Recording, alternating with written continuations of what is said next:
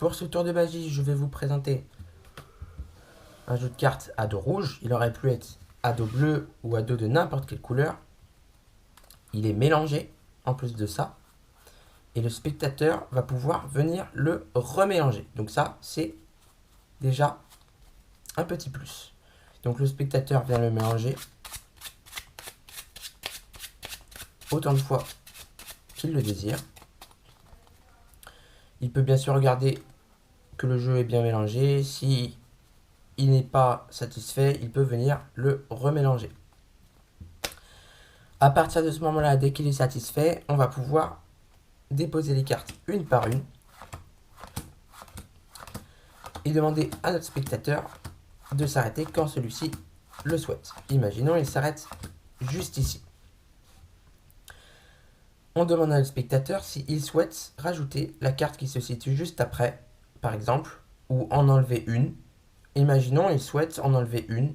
Donc très bien, on enlève et on pose le reste du jeu par-dessus. Donc il s'est arrêté sur cette carte-là.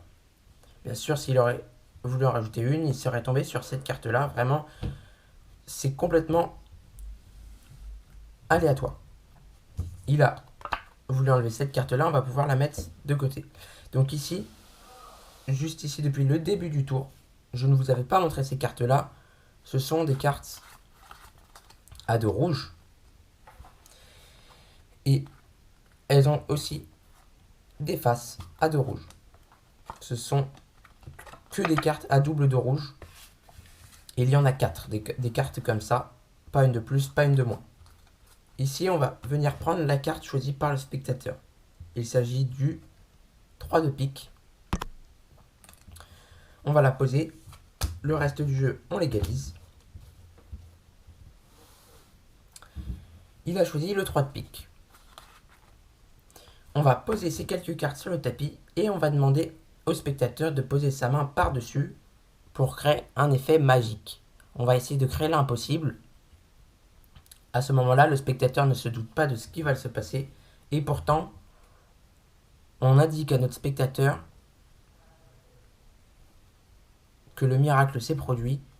Il vient de poser sa main par-dessus et il vient en fait de transformer les 4 cartes à double dos rouge en 4 cartes choisies par le spectateur. Elles sont identiques. Bien sûr, le spectateur pourrait penser qu'il y a un trucage derrière les dos de ces 4 cartes-là.